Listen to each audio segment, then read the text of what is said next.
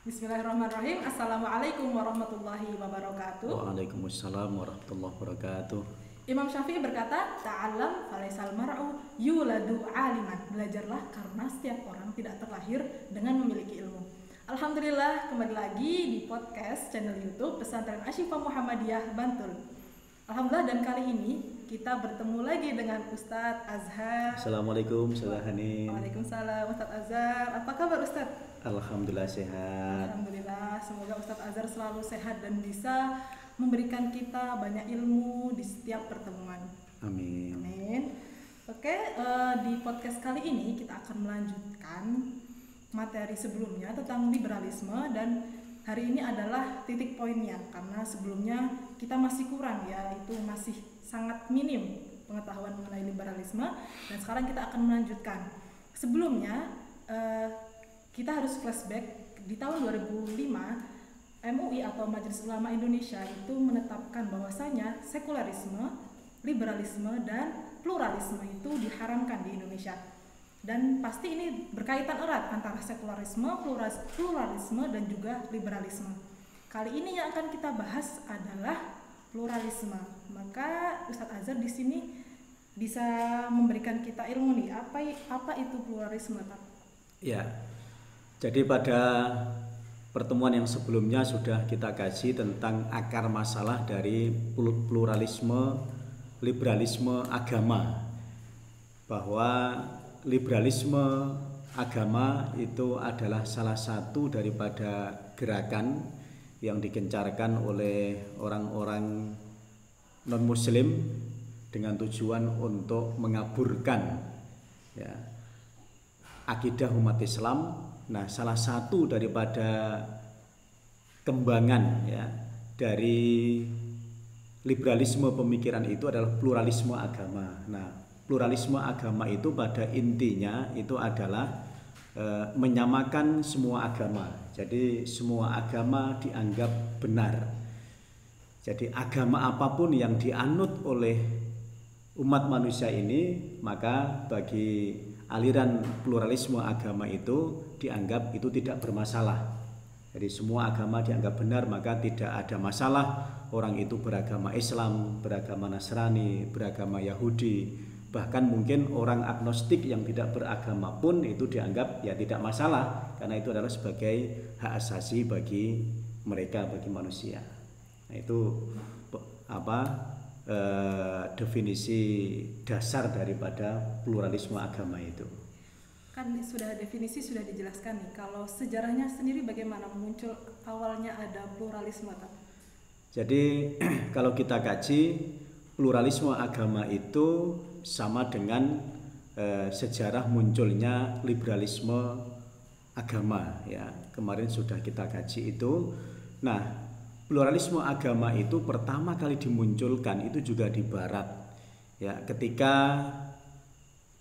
harus kita akui memang di dunia ini memang banyak agama ada Islam, ada Nasrani, ada Yahudi, yang memang dalam keadaan tertentu kadang-kadang muncul suatu masalah, yang masalah itu dimunculkan dikarenakan perbedaan keyakinan.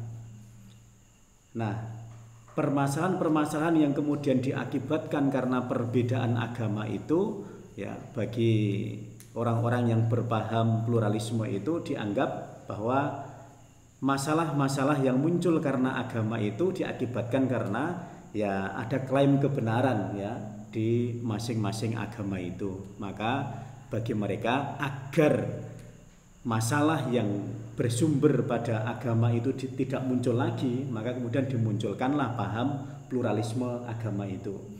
Nah, sebenarnya dalam Islam kita tidak mengenal paham pluralisme agama itu. Kita mengenalnya adalah pluralitas. Jadi kita memang mengakui bahwa agama-agama itu ada. Jadi bagi umat Islam, agama Islam yang diyakini kebenarannya, tetapi juga mengakui bahwa agama lain itu ada Jadi itu yang dinamakan dengan pluralitas Jadi kita memang menerima pluralitas itu, ya. Maka dalam agama Islam ada namanya ajaran tasamuh. Tasamuh itu adalah toleransi. Kita memang mengakui bahwa agama lain itu ada, ya.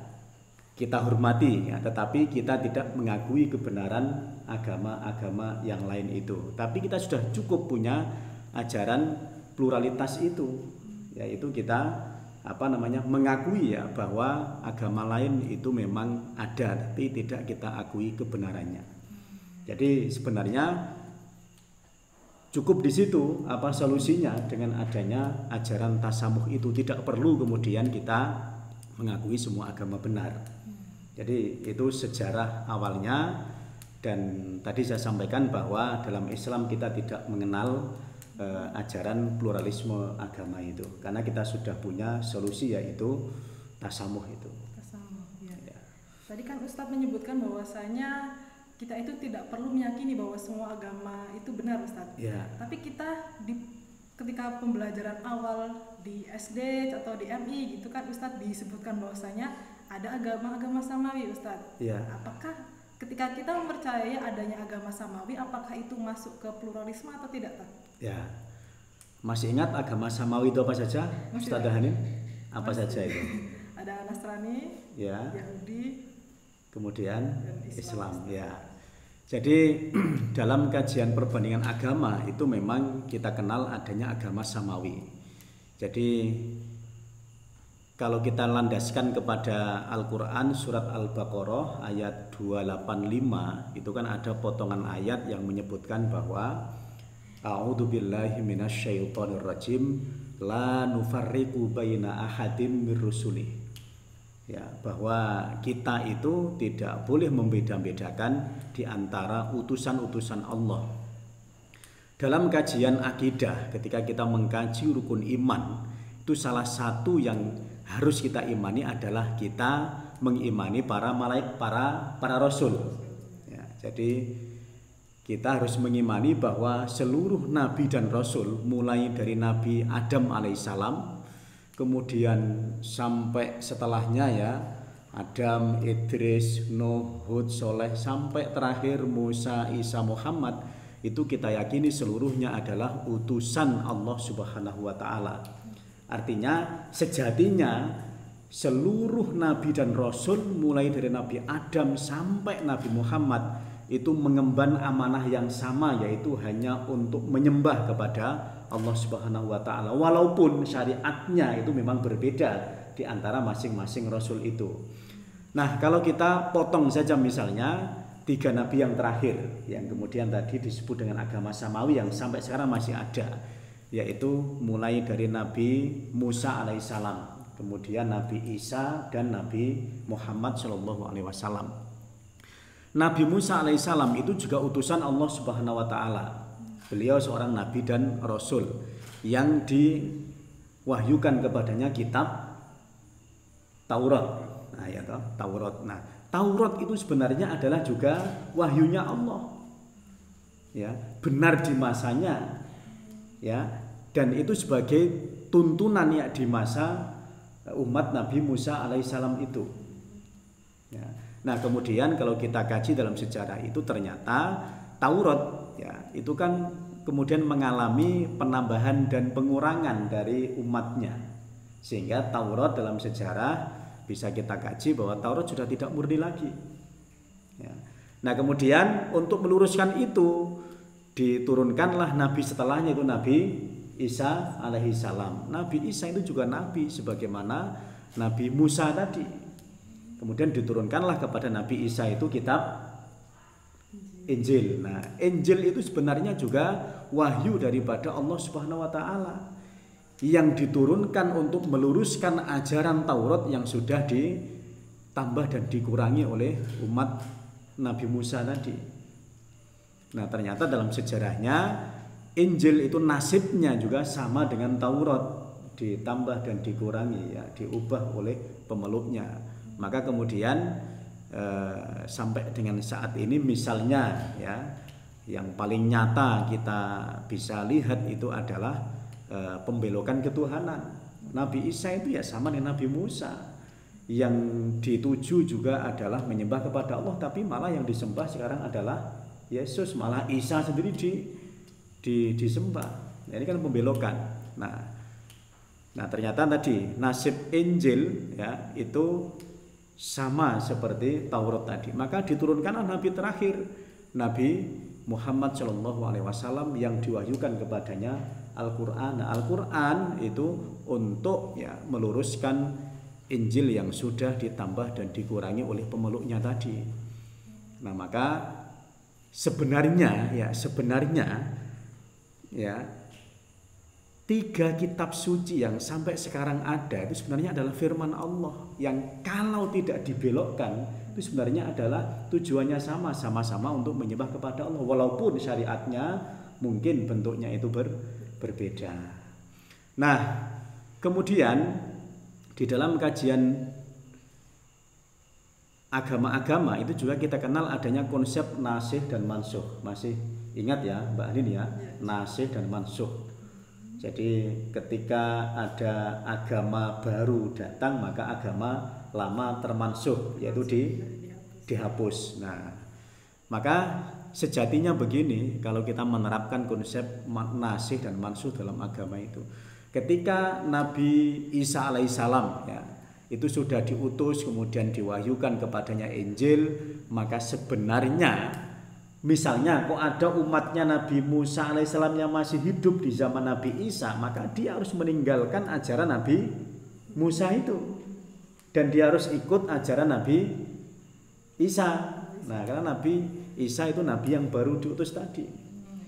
Nah begitu juga ketika Nabi Muhammad Shallallahu Alaihi Wasallam itu masih sudah diutus ya, kemudian misalnya kok masih ada umatnya Nabi Isa yang hidup ya, maka dia harus meninggalkan Injilnya itu karena sudah terhapus oleh ajaran baru, yaitu ajaran yang dibawa oleh Nabi Muhammad itu tadi.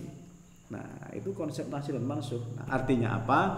Kalau kita menggunakan konsep nasikh dan mansukh itu, maka sejatinya ya umat manusia sedunia ini harusnya ya muslim semuanya. Nah itu kalau kita memahami sejarah agama-agama samawi itu seperti itu. Ya begitu Mbak Anin, sehingga kemudian kalau kita menggunakan pendekatan nasikh wal mansukh itu ya kita sudah tidak mengenal pluralisme agama itu. Ya, karena intinya dari pluralisme agama itu kan ya tidak mengakui kebenaran mutlak, karena semua agama dianggap benar tadi. Ya. Kan ini sudah membahas mengenai agama samawi, kemudian juga sebenarnya berjauhan dengan konsep pluralisme. Salah satu konsep lagi nih Ustaz, bahwa Islam itu memegang teguh rahmatan lil alamin. Rahmat bagi seluruh alam. Apakah rahmatan lil alamin ini juga linear dengan ini Ustaz, dengan pluralisme? Ya, jadi berbeda ya. Jadi antara Islam rahmatan lil alamin dengan konsep pluralisme agama itu ya sangat berbeda. Jadi kalau pluralisme agama tadi kan tadi meyakini bahwa semua agama itu benar, yang kemudian tujuannya sebenarnya adalah agar tidak ada masalah antar umat beragama tadi ya. Tapi untuk menyatukan antar umat beragama itu kan tidak harus kita meyakini bahwa semua agama itu benar ya, tapi cukup dengan bahwa kita menerima perbedaan, bahwa agama lain itu ada dan kita melakukan agama yang mempraktekkan agama yang kita yakini paling benar sudah cukup. Nah, maka yang dimaksud dengan Islam yang rahmatan lil alamin itu adalah Islam yang kemudian bisa memberikan manfaat, bisa memberikan barokah ya, kemanfaatan bagi siapapun dan bagi apapun.